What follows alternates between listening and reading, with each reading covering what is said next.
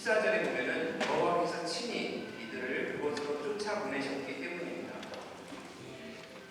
이러한 현실을 생각하면 하나님 앞에서 부르짖고 통곡하지 않을 수 없는 그러한 상황입니다. 한편 평안의 요소는 무엇일까요? 그것은 포로기가 영원히 지속되는 것이 아니라 70년 동안만이라는 사실입니다. 그리고 중요한 것은 10절처럼 그 기간 동안에 하나님이 포로된 자들을 돌보신다는 것입니다. 하나님의 선한 말이 이들에게 성취된다고 말하고 있습니다. 11절은 이 포로들에 대한 하나님의 생각은 평안이요 미래와 희망을 주는 것이라고 말합니다. 12, 13절에서는 비록 포로가 되었지만 하나님께 부르짖고 기도하면 하나님이 들으신다고 하십니다. 하나님을 구하고 찾으면 만나게 될 것이라고 말하고 있습니다. 본문은 유다 왕국의 멸망이 임박했을 때 예루살렘에 있던 예언자 선지 예레미야가 바벨론으로 보낸 편지의 일부입니다. 예레미야 29장 1절에서 기록하듯이 이 편지의 수신자는 바벨론으로 첫 포로가 되어서 끌려간 장로들, 제사장들, 선지자들 그리고 모든 백성입니다. 2절에서 말하듯이 여고니아 왕과 왕후, 궁중내시들, 유다와 예루살렘의 고관들, 기능공, 토공들이 끌려갔다고 합니다. 여고니아 왕은 구약에서 다른 이름으로도 많이 불려집니다. 예레미야 22장, 24장, 역대상 3장에서는 오니아라고 불리기도 하고 열왕기하 24장, 25장, 역대하 36장에서는 여호야긴 왕으로 불립니다. 여호야긴과 함께 바벨론으로 끌려간 포로의 규모를 열왕기하 24장에서는 8,000명 혹은 1만 명으로 기록하고 있습니다. 말씀드렸듯이 왕족, 고위 관료들 뿐만 아니라 철공, 목공 등 모든 장인들 그리고 전쟁을 할 수 있는 군인들입니다. 유다 왕국을 이끌어가는 두뇌와 국가를 움직이는 근육과 같은 사람들이 훌륭한 것입니다. 완전히 무력화된 것입니다. 또한 성전의 모든 보물과 왕궁의 보물이 약탈되었고 성전의 금그릇이 파괴되었습니다. 선지자 에스겔도 이때 포로로 잡혀갔습니다. 유다 땅에 남은 자들은 비천한 자 외에 없었다고 기록되어 있습니다. 아직 완전히 멸망한 것은 아니었지만 이미 끝에 와 있다고 볼 수 있습니다. 왜 이러한 끔찍한 재앙이 유다 왕조와 백성에게 임한 것입니까? 예레미야 2장 13절에서는 이런 말씀이 있습니다. 내 백성이 두 가지 악을 행하였나니 곧 그들이 생수의 근원되는 나를 버린 것과 스스로 웅덩이를 판 것인데 그것은 그 물을 가두지 못할 터진 웅덩이들이니라. 유다가 하나님을 버리고 그 신앙을 버린 것입니다. 그리고 자신을 위해 스스로 웅덩이를 팠습니다. 하나님에게 떠난 신앙은 이미 유다 왕조의 역사에서 볼 수 있습니다. 몇 명의 왕을 제외하고는 모두가 하나님을 떠난 그러한 악을 행했습니다. 예레미야 1장 2절에 보면 예레미야는 유다 왕국 말기에 요시야 왕 32년 중에 13년 때부터 마지막 왕인 시드기야 왕까지 그때 활동했습니다. 요시야 통치 때 국제 정세는 아시리아가 약화되고 바벨론이 들어서게 되는 그러한 과도기입니다. 주변 다른 민족들처럼 요시아는 이때 국가를 바로 세우려고 합니다. 정치적으로는 이미 멸망한 이스라엘의 영토를 회복합니다. 신앙적으로는 우상을 제거하고 율법에 의거한 예배의 개혁을 단행했습니다. 하지만 하나님 보시기에 이렇게 바로 행했고 쓰러져가는 그 유다의 마지막 희망처럼 보였던 요시야 왕이 이집트와의 전쟁에서 허망하게 전사를 하고 갑니다. 요시야 이후의 왕들은 하나같이 하나님 보시기에 악을 행합니다. 에스겔 8장에서 11장에 보면은 당시 예루살렘 성전이 가증한 우상 숭배로 그 악이 극심했기 때문에 여호와의 영광이 결국 예루살렘을 떠날 수밖에 없었다고 당시의 영적인 상황을 그렇게 고발하고 있습니다. 요시아의 넷째 아들 여호아스가 왕이 되었지만 그는 신앙적으로 아버지 요시아를 따르지 않고 악을 행했습니다. 그리고 3개월 만에 유다의 내정에 간섭하려는 이집트에 의해서 왕위를 박탈당하고 이집트로 끌려가서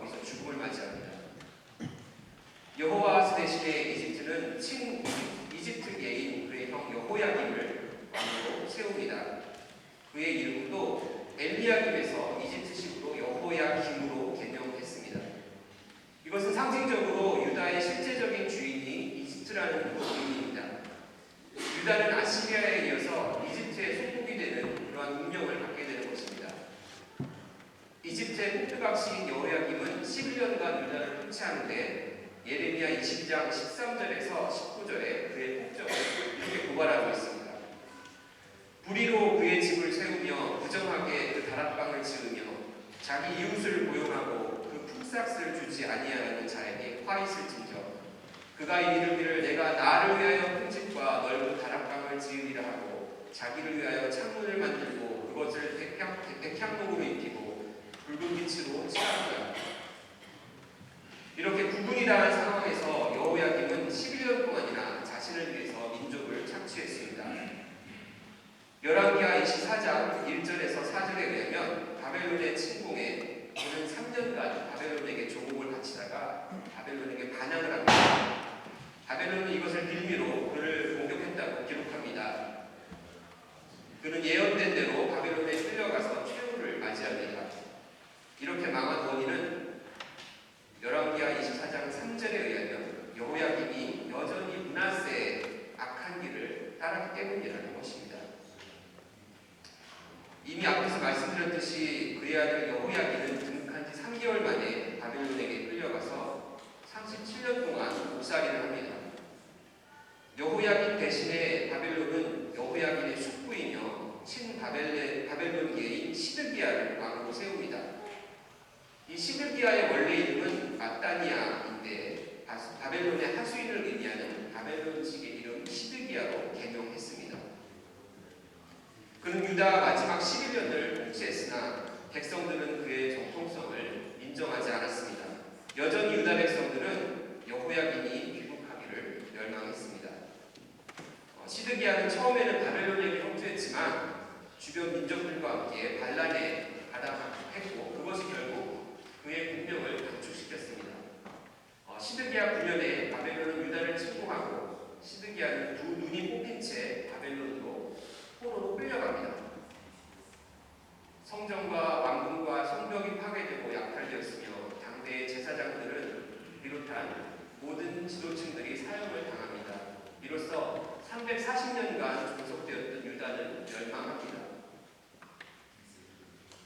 예레미야 2장 13절의 말씀에 자신의 생존을 위해서 스스로 웅덩이를 팠지만 물을 가두지 못하는 터진 웅덩이였던 것처럼 유다의 마지막 왕들의 모습은 인간의 전략과 계략이 얼마나 허망한지를 보여주고 있습니다.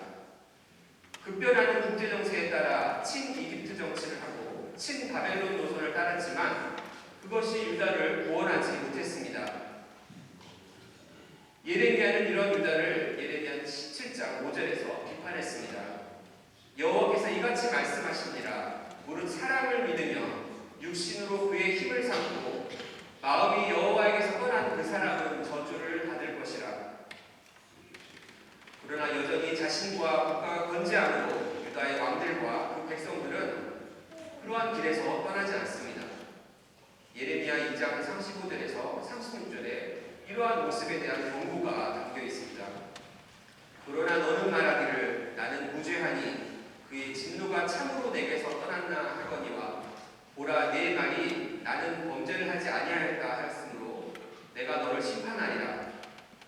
네가 어찌하여 네 길을 바꾸어 부지런히 돌아다니느냐. 내가 아수르로 말미암아 수치를 당한 같이 또한 애국으로 말미암아 수치를 당할 것이니라.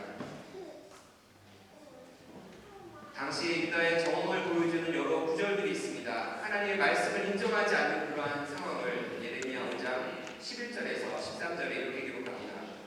여호와의 말씀이니라. 이스라엘의 집과 유다의 집이 내게 심히 반역하였느니라. 그들이 여호와를 인정하지 아니하며 말하기를 여호와께서는 계시지 아니하고 재앙이 우리에게 임하지 아니할 것이요 우리가 칼과 기분을 보지 아니할 것이며 선지자들은 바라니라. 말씀이 그들의 속에 있지 아니한즉 그같이 그들이 당하리라 하느니라.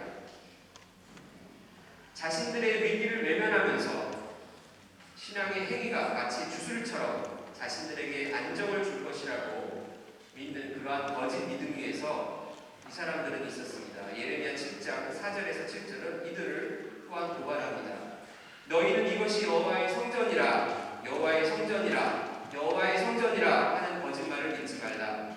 너희가 만일 길과 행위를 참으로 바르게 하여 이웃들 사이에 정의를 행하며 이방인과 고아와 과부를 압제하지 아니하며 무죄한 자의 피를 이곳에서 흘리지 아니하며 다른 신들들을 따라 화를 자초하지 아니하면 내가 너희를 이곳에서 살게 하리니 곧 너희 조상에게 영원 무토록 준 땅이니라. 예레미야는 하나님의 말씀이 경멸받고 그것을 대언하는 자신이 핍박받는 고통을 예레미야 20장 8절에서 이렇게 말하고 있습니다. 내가 말할 때마다 외치며 하멸과 멸망을 선포함으로 여호와의 말씀으로 말미암아 내가 종일토록 치욕과 모욕거리가 됨이니이다. 예레미야의 탄식은 자기의 백성의 죄로 인해 근심하는 하나님의 마음을 대변하는 것이라고 믿습니다. 하나님은 예레미야 4장 4절을 통해서 백성들에게 회개할 것을 강력하게 촉구하십니다. 유다인과 예루살렘 주민들아, 너희는 스스로 할례를 행하여 너희의 마음 가죽을 대고 나 여호와께 속하라. 그리하지 아니하면 너희 악행으로 말미암아 나의 분노가 불같이 일어나 사랑이니 그것을 끌 자가 없으리라. 거짓되고 헛된 외형, 불신앙을 버리고 마음의 할례를 갖듯이 내적인 신앙을 회복하라고 말씀하십니다. 혹시 나는 유다 백성처럼 하나님 앞에서 떠나 있지는 않은지를 이 시간 살펴보기를 바랍니다. 아직까지 나의 삶이 심판이 없이 건재하고 여전히 이어지니까 나에게는 문제가 없다, 죄가 없다라고 스스로 안니하면서 살고 있지는 않습니까? 주일 예배도 드리고 헌금 생활도 하고 봉사 생활을 다 하고 있는데 나에게 무슨 문제가 있단 말인가? 문제가 없다고 이렇게 혹시 이러한 생각을 하고 있지는 않습니까? 정말로 내 마음의 할례, 내면의 변화가 있는 길을 우리는 가고 있습니까? 정말로 하나님의 말씀대로 살려고 노력하고 있습니까? 우리는 다시 하나님 앞으로 나가야 합니다. 다시 주님 앞으로 우리의 길을 돌이켜야 합니다. 하나님은 우리를 부르고 계십니다. 죄악에서 돌이켜서 그분 앞으로 나오라고 말입니다. 마음의 할례를 받으라고 하나님은 우리를 이 시간 부르고 계십니다. 이 시간에 우리를 부르시는 하나님의 음성을 생각하면서 찬송가 528장 1절에서 2절 같이 하나님께 올려드리도록 하겠습니다. 하나님께서는 이 시간 우리를 부르고 계십니다. 여전히 우리를 부르고 계십니다. 우리는 그분의 음성에 응답해야 됩니다. 1절, 2절 같이 올려드리겠습니다.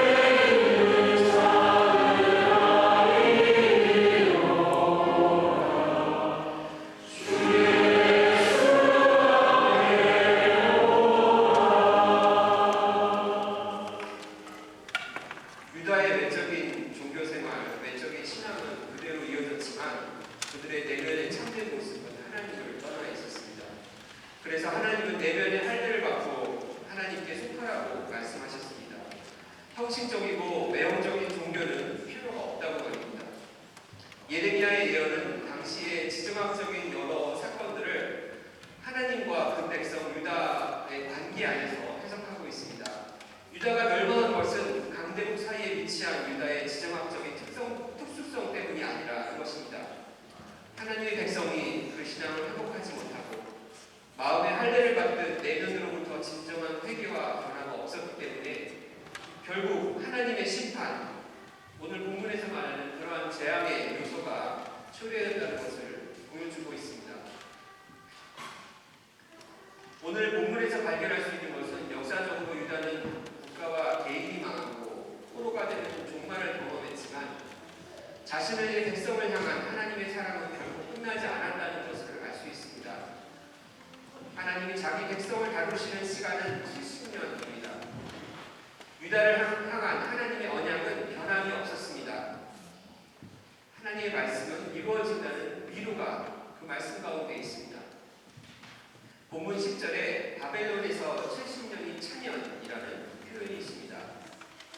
이미 70년에 대한 예언은 예레미야 25장 11절에서 12절에서 선포된 바 있는데 이것을 역대하 36장 17절 20절에서 21절의 말씀에는 이 70년의 기간을 땅의 안식을 누리는 개념으로 설명합니다. 하나님이 갈대아 왕의 손에 그들을 다 넘기심에 그가 와서 그들의 성전에서 칼로 청년들을 죽이며 청년 남녀와 노인과 병약한 사람을 긍휼히 여기지 아니하였으며 칼에서 살아남은 자를 그가 바벨론으로 사로잡아가매 우리가 거기서 갈대아 왕과 그의 자손의 노예가 되어 바사국에 통치할 때까지 이르니라. 이에 토지가 황폐하여 땅이 안식년을 누림같이 안식하여 70년을 지냈으니 여호와께서 예레미야의 입으로 하신 말씀이 이루어졌더라. 이러한 개념, 이 개념은 레위기 26장에서 불순종의 결과로 하나님의 백성이 흩어짐으로 그 백성의 땅이 황폐하며 그 땅이 안식한다라는 것에 그러한 개념에 근거하고 있습니다. 레위기 26장 34절에 이렇게 말씀하고 있습니다. 너희가 원수의 땅에 살 동안에 너희의 본토가 황무할 것이므로 땅이 안식을 누릴 것이라. 그때 땅이 안식을 누리니 너희가 그 땅에 거주하는 동안 너희가 안식할 때 땅은 쉬지 못하였으나 그 땅이 황무할 동안에 쉬게 되리라. 창세기를 통해서 보면 인간의 죄는 인간에게서 끝나는 것이 아니라 땅이 저주받는 것에까지 이릅니다. 구약의 신약에서 보면 어떤 지역에서 어떤 한 민족이 살 수 있는 기간은 그 민족의 죄와 직결되어 있습니다. 그들의 죄가 차고 넘치면 하나님은 그것을 참지 못하시고 그 민족을 심판하시며 그 공간에서 제거해버리십니다. 이스라엘 백성이 가나안에 들어가는 것은 이러한 맥락에서 보면 가나안 민족의 죄에 대한 하나님의 심판으로 볼 수 있습니다. 그리고 같은 맥락에서 이스라엘이 멸망하고 유다가 패망해서 포로기를 겪는 사건은 이 유다의 죄가 그 땅에 가득 찼기에 더 이상 그것을 하나님이 보실 수 없었던 것입니다. 그리고 다음에 필요한 것이 무엇입니까? 그것은 바로 그 땅에 대한 속죄, 백성에 대한 속죄입니다. 레위기 16장 16절에서 20절의 말씀을 제가 읽도록 하겠습니다.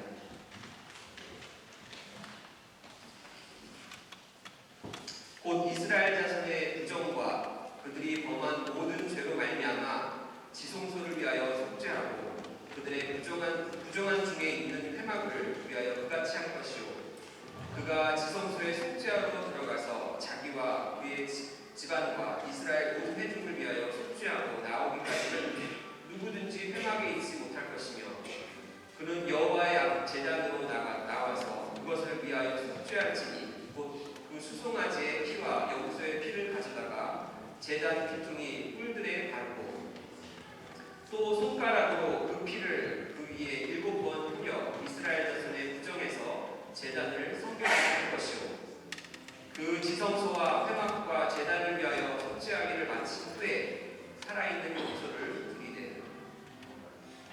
레위기 16장의 이 속죄의 규례에는 이 날에 이스라엘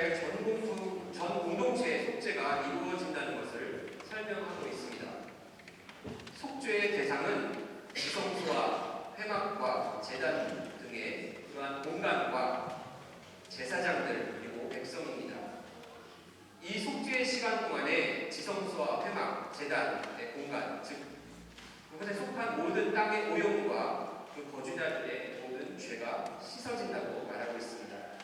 그런데 이를 위해서는 철저한 안식이 요구되어집니다.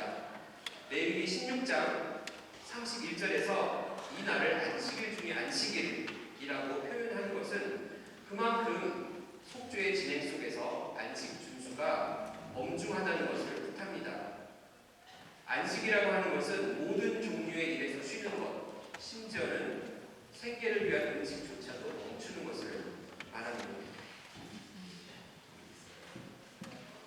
속죄를 위한 안식, 모든 종류의 일을 멈추는 것을 행하는 이유는 무엇입니까? 성경의 말씀을 통해서 보면 안식은 하나님이 출애굽한 이스라엘 백성을 광야에서 평가하는 그러한 기준이었습니다. 출애굽기 16장의 만나 사건, 20장의 십계명의 안식일 계명, 31장의 안식일 계명, 출애굽기 34장의 안식일 계명, 에스겔 20장 16절에서 26절의 안식일의 내용은 하나님이 자신의 백성에게 안식을 요구할 때 그 안식을 준수하는 것이 하나님의 언약을 지키는 것과 같은 것임을 말해주고 있습니다. 그러므로 하나님이 자신의 백성에게 안식하라는 것은 하나님의 언약을 드러내는 것이고 자신이 하나님의 언약 백성이라는 정체성을 그 백성들이 표시하는 상징입니다. 오늘 본문에서 70년간 유다 땅의 황폐함이 지속되는 것은 이러한 속죄의 맥락에서 볼 때 유다의 죄악으로 오염된 그 땅, 예루살렘과 그 중심의 성전에 대한 속죄, 씻음의 시간이라고 볼 수 있습니다. 아울러 이 70년의 시간은 유다가 자신의 죄악에 대한 죄값을 치르고 속죄되는 시간이며 하나님과의 언약을 회복하며 하나님의 언약 백성이라는 자신들의 정체성을 회복하는 그러한 속죄의 시간이 되는 것입니다. 유다가 다른 이방 민족과 다른 것은 그들이 언약의 백성, 하나님의 백성이라는 것입니다. 하나님은 그러므로 이들의 죄의 문제를 두고 보실 수 없기 때문에 타민족을 사용하셔서 이 죄에 대한 징계와 심판을 하시고 그 대가를 치르게 하셔서 그들을 속죄하십니다. 그런데 하나님의 심판은 다른 민족들에게처럼 영원하지 않습니다.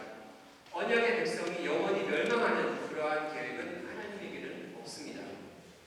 이스라엘의 죄를 속죄하고 그 땅의 죄악이 씻어지는 70년, 이것은 하나님의 충분하고 안전한 시간입니다. 하나님의 충분하고 안전한 속죄의 시간입니다. 이 시간은 그저 하나님의 절대 주권 가운데 있습니다.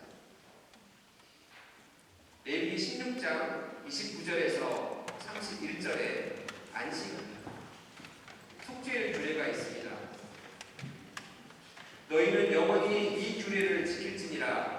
일곱째 달 곧 그 달 10일에 너희는 스스로 괴롭게 하고, 여기서 스스로 괴롭게 하라는 것은 금식하라는 것입니다. 금식함으로 스스로 고통을 주고 낮추라는 표현입니다.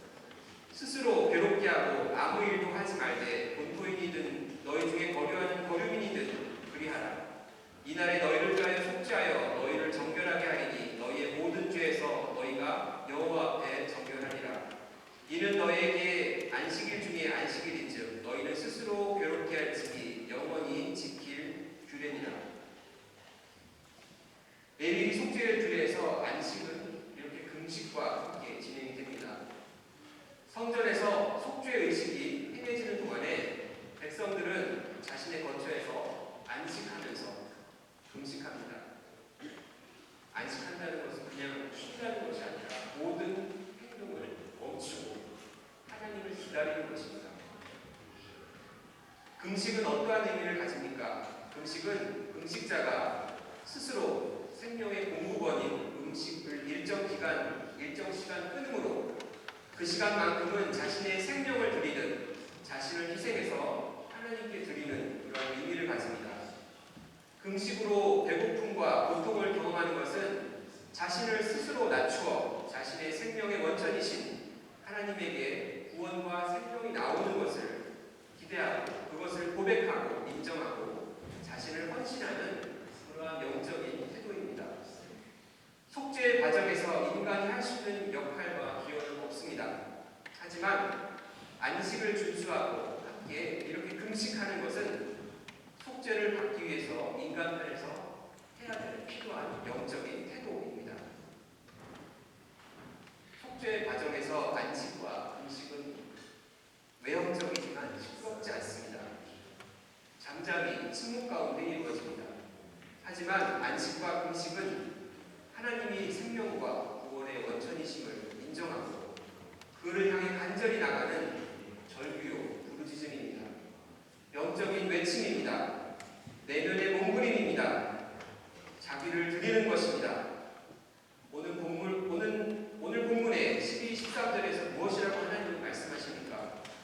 너희가 내게 부르짖으며 내게 와서 기도하면 내가 너희의 기도를 들을 것이요 너희가 온 마음으로 나를 구하면 나를 찾을 것이요 나를 만나리라. 70년의 속죄의 기간에 자신의 죄를 속죄하기 위해서 유다가 할 수 있는 것이 무엇입니까? 아무것도 없습니다. 그저 담담히 그 시간을, 그 기간을 견뎌내야 하는 것입니다. 그런데 여기서 분명한 것은 이 용서와 회복의 시간에 하나님께 부르짖으라는 것입니다. 하나님을 찾으라는 것입니다. 마치 속죄일에 행하는 안식과 금식이 하나님의 하나님 되심을 인정하고 생명과 구원을 주시는 그 하나님이신 것을 알고 찾고 기다리면서 자신의 죄를 회개하듯이 이 70년간 비록 국가와 개인이 패망한 그 대가를 치르면서 포로로 있지만 유다가 하나님께 부르짖으면 하나님이 만나주시고 그 울부짖는 기도에 응답하시겠다는 것입니다. 하나님을 간절하게 찾고 그분을 찾으려고 몸부림치면 하나님께서 말씀하신다는 것입니다. 우리를 향한 하나님의 생각이 평안이고 재앙이 아니라고 말씀하신다는 것입니다. 하나님께서 미래와 희망을 주실 것을 말씀하신다는 것입니다. 하나님의 선한 약속이 성취되며 포로된 자가 되돌아오는 회복과 용서가 있다는 것을 바로 그 백성, 자신의 백성 이스라엘에게 말씀하신다는 것입니다. 어제가 광복 70주년이 되는 날이었습니다. 이 70주년이 어떤 의미로 다가오십니까? 일제 식민지배는 종식되었으나 여전히 조국은 식민시대의 대립구도 속에서 머물러 있습니다. 여전히 일본과 미국과 중국과 러시아라는 그런 강대국들의 틀바구니에서 전략적으로 생존할 수밖에 없는 그러한 구조 속에 모여 있습니다. 일본은 여전히 과거를 주시하지 않고 차지하지 않습니다. 아직도 조국은 과거사를 해결하지 못하고 그 싸움은 여전히 진행 중에 있습니다. 휴전선 너머에는 아직도 같은 민족끼리 총구리를 겨루고 우리에게로 향하고 있습니다. 우리의 젊은이들이 하늘에서, 바다에서, 그리고 땅에서 값진 희생을 치르며 영토를 지키고 있습니다. 연평해전에서 천안함 사건에서도 그렇습니다. 최근에는 휴전선 근처에서 지뢰가 터짐으로 안타까운 인명이 살상되었습니다. 여전히 우리 조국은 전쟁이 진행 중에 있습니다. 오늘 본문을 통해서 주시는 하나님의 메시지는 무엇입니까? 유다 왕조의 역사에서 하나님이 주시는 메시지는 무엇입니까? 친 이집트 노선이나 친 바벨론 노선은 부질없는 것이었습니다. 한 나라 한 민족의 존망이 어떤 정책과 전략에 있지 않다는 것입니다. 하나님의 말씀에 귀를 기울이라는 것입니다. 한 민족의 생존이 하나님의 손에 있다는 것을 말하고 있습니다. 우리나라가 친미 혹은 친중의 노선을 취한다고 이러한 어려운 현실 속에서 그 생존이 보장된다고 누가 말할 수 있습니까? 그리고 지금 이 현실이 재앙으로 끝나지 않는다는 희망과 믿음을 우리는 그렇기 때문에 가져야 됩니다. 하나님 안에서 가져야 됩니다. 그 희망과 믿음은 어디에 근거합니까? 바로 하나님께 근거합니다. 하나님의 말씀에 근거합니다. 우리 민족을 향한 하나님의 생각이 재앙이 아니라 평안임을 믿습니다. 우리 민족에게 미래와 희망을 주는 것임을 믿습니다. 하나님께 조국과 민족을 위해서 기도하며 부르짖어야 할 때입니다. 중보기도 해야 할 때입니다.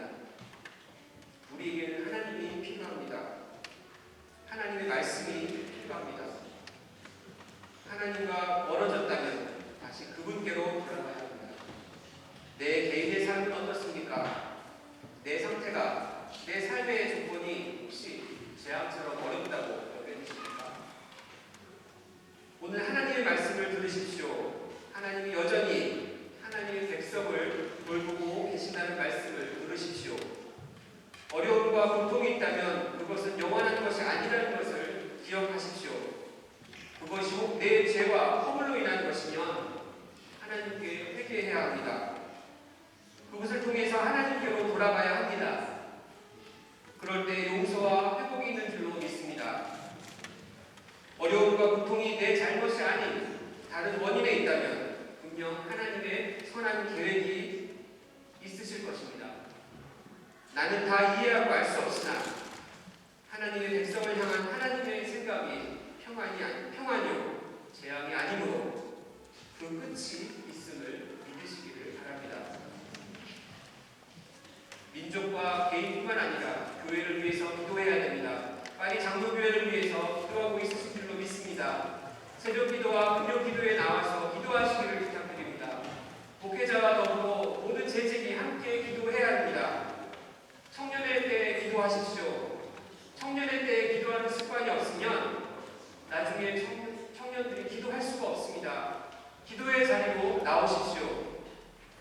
너희가 내게 부르짖으며 내게 와서 기도하면 내가 너희들의 기도를 들을 것이요 너희가 온 마음으로 나를 구하면 나를 찾을 것이요 나를 만나리라. 이 말씀대로 우리 각자의 삶 속에 하나님의 말씀이 이루어지기를 이 시간 주님의 이름으로 기도합니다. 하나님이 주시는 이 회복에 대한 메시지, 회복에 대한 말씀, 이의 고백과 소망을 담아서 찬송가 312장 같이 부르도록 하겠습니다.